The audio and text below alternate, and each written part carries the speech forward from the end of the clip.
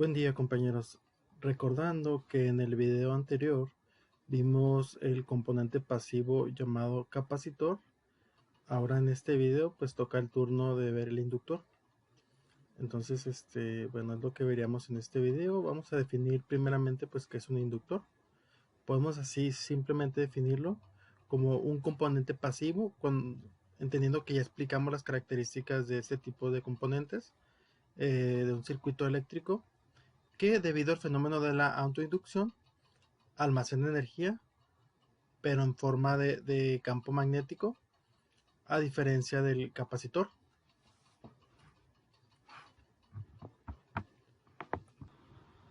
Básicamente todo inductor consiste en un devanado de hilo conductor, entendiendo que cuando nos referimos a devanado, hablamos de el enrollamiento de cables sobre un núcleo.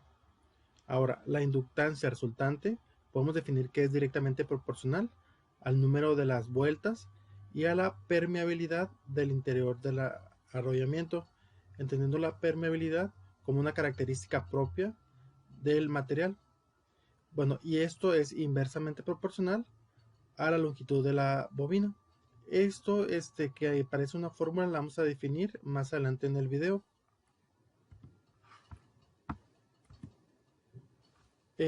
La construcción de estos inductores, ¿no? Bueno, podemos definir así simple que está definido usualmente por una cabeza hueca de una bobina del conductor. Típicamente esto es de alambre o hilo de cobre esmaltado, aunque también existen inductores con núcleo al aire o con un núcleo de material ferroso. Esto pues para incrementar su capacidad de magnetismo. Los tipos de inductores los vamos también a mencionar. Entonces aquí simplemente estamos pues introduciendo algunos conceptos básicos de qué es un inductor. Ahora, vamos a ver la clasificación según su núcleo. Tenemos los núcleos del aire. El devanado que ya explicamos se realiza sobre un material no magnético, puede ser fibra, puede ser plástico, o en algunos casos no se utiliza ningún soporte, es decir, ningún material en medio del enrollamiento. En estos casos, la bobina queda conformada solamente debido a la rigidez mecánica del conductor, o sea, pues, del hilo, ¿no? Otro tipo sería el núcleo de hierro. Como este tiene mayor permeabilidad que el aire, obviamente pues aumenta el valor de la inductancia. Sin embargo, solo emplea las bajas frecuencias porque a las altas de frecuencia las pérdidas son elevadas. Estos los podemos ver en fuentes de alimentación o en amplificadores de audio.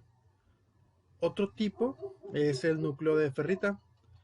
Las ferritas pues son óxidos de materiales magnéticos de alta permeabilidad que además son dieléctricos, y de esta pues existe una gran variedad en el mercado, ¿no?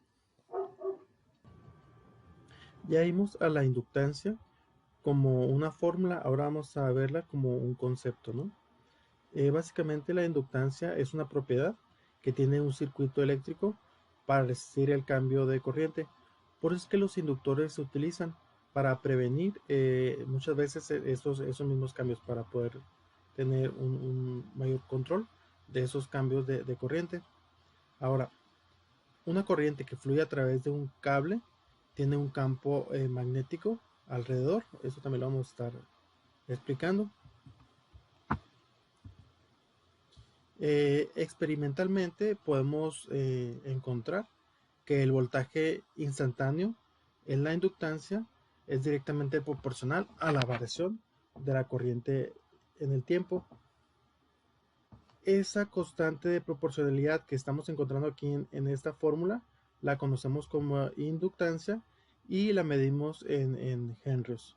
Ahora, podemos observar que esta ecuacióncita es una ecuación diferencial, es decir, es una razón de cambio, donde la intensidad de la corriente está en función del tiempo.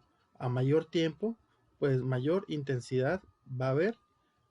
Por ende, pues también el voltaje va a ser mayor, entendiendo que eso influye la inductancia en esta ecuación. Como lo acabamos de explicar en la ecuación anterior, esta relación es lineal entre el voltaje y la derivada de la corriente. Ahora, el valor de la inductancia L de cada elemento pues depende de varios aspectos o factores, ya que podemos definir que existen diferentes tipos de inductancias, tanto en forma como en el material del núcleo. Entonces, la inductancia en su forma podemos definirla con esta fórmula que está aquí, donde mu, que es esta especie de m, lo definimos como la permeabilidad del núcleo, es decir, propiedades que tiene el núcleo para poder permitir este flujo del campo magnético. El número de vueltas n, que en esta fórmula aparece n al cuadrado, pues es eso, el número de vueltas que se constituye el devanado. El área transversal para cada vuelta es la A, y la longitud de este núcleo también constituye un elemento en esta ecuación.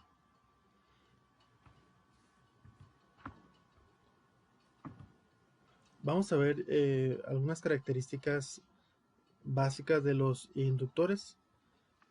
La que tenemos aquí es que en un circuito donde lo representamos la resistencia y un inductor lo representamos de esta forma, en un circuito son equivalentes la resistencia a el inductor, equivalentes en sus mismas características. Y otra característica es que la resistencia del hilo está distribuido a lo largo de la longitud pues de ese cable o de ese hilo. Esa es otra característica de los inductores. Ahora, si hablamos de inductores puestos en serie, como ya lo especificamos que en un circuito tiene un comportamiento similar los inductores que la resistencia, en serie, recordando que las resistencias en serie se suman, también sucede lo mismo para los inductores. La inductancia total pues es la suma de cada uno de los componentes que se encuentran en el circuito. Bueno, eso sería una breve introducción de lo que son los inductores y qué es la inductancia. Ahora, a continuación les voy a presentar otro segmento de un video del cual nos sigue hablando de este tema. Entonces espero que sea de su agrado, y pues también cualquier duda y sugerencia estamos pendientes de ese aspecto. Cuando hacemos que pase una corriente eléctrica por un conductor en forma de espiral, esta corriente va a ir generando un campo magnético, el cual en un principio, cuando va en la parte recta del conductor, no es tan fuerte. Sin embargo, a medida que va girando alrededor de la espiral, el campo magnético generado en cada vuelta se va sumando, ya que todos van en una misma dirección. Es decir, podemos representar la sumatoria del campo magnético de todas las vueltas como un único campo magnético más fuerte.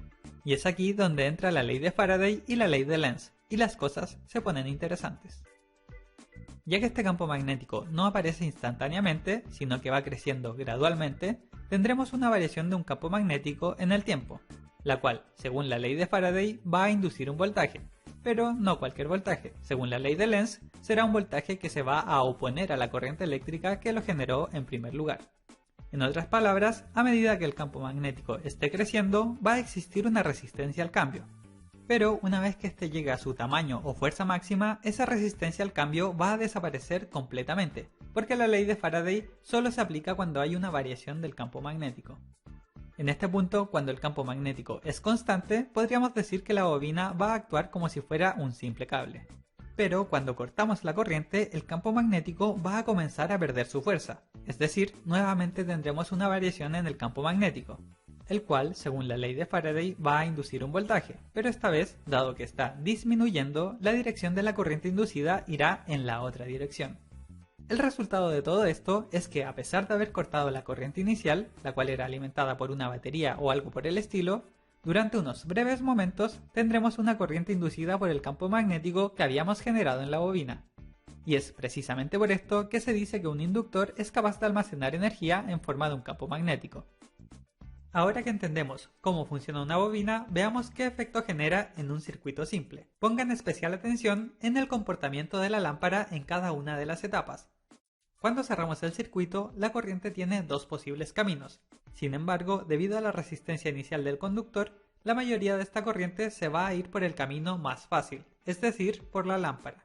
Pero una vez que el campo magnético del inductor se estabiliza y este comienza a comportarse como un simple cable, prácticamente sin resistencia, el camino más fácil pasará a ser el del conductor y la lámpara se apagará. Después, cuando abramos el circuito y se corte la corriente, el campo magnético perderá su fuerza e inducirá una corriente, cuyo único camino es hacia la lámpara, por lo cual se encenderá nuevamente.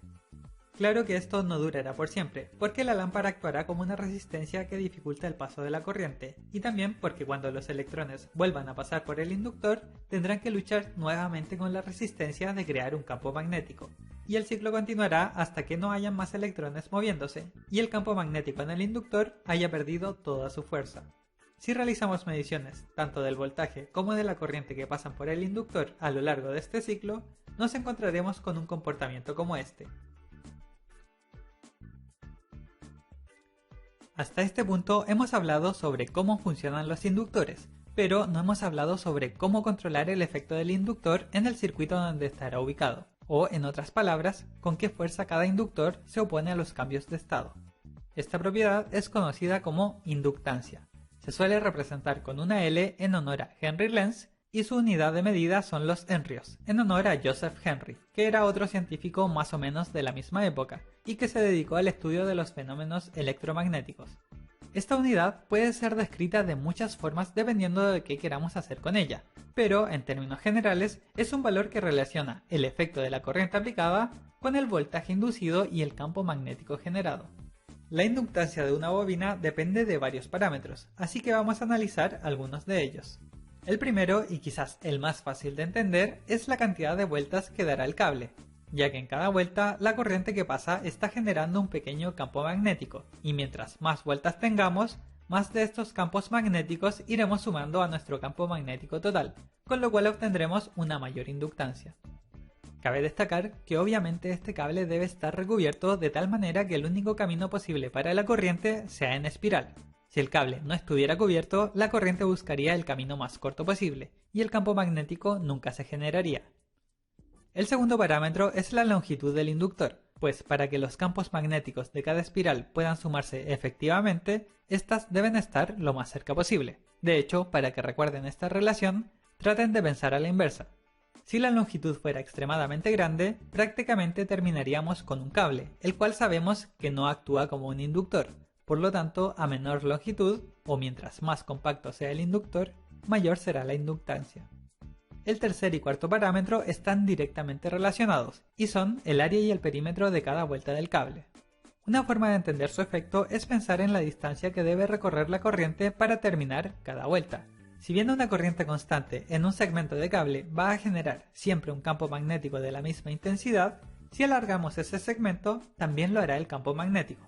En otras palabras, mientras más grande sea la espira, mayor será la inductancia. Y finalmente, el último parámetro del cual les quiero hablar es la permeabilidad magnética del núcleo. Hasta el momento he representado el centro de todas las bobinas como si estuvieran vacías. Sin embargo, podemos agregar distintos materiales en el centro para potenciar la creación del campo magnético. En términos simples, la permeabilidad magnética es un valor intrínseco de los materiales y nos indica su capacidad de ser afectados por campos magnéticos. Y por lo tanto, a mayor permeabilidad magnética del núcleo, mayor será la inductancia. Pueden usar una fórmula como esta para calcular exactamente la inductancia de una bobina según estos parámetros, pero creo que es mucho más valioso que entiendan el razonamiento detrás del efecto de cada uno de ellos.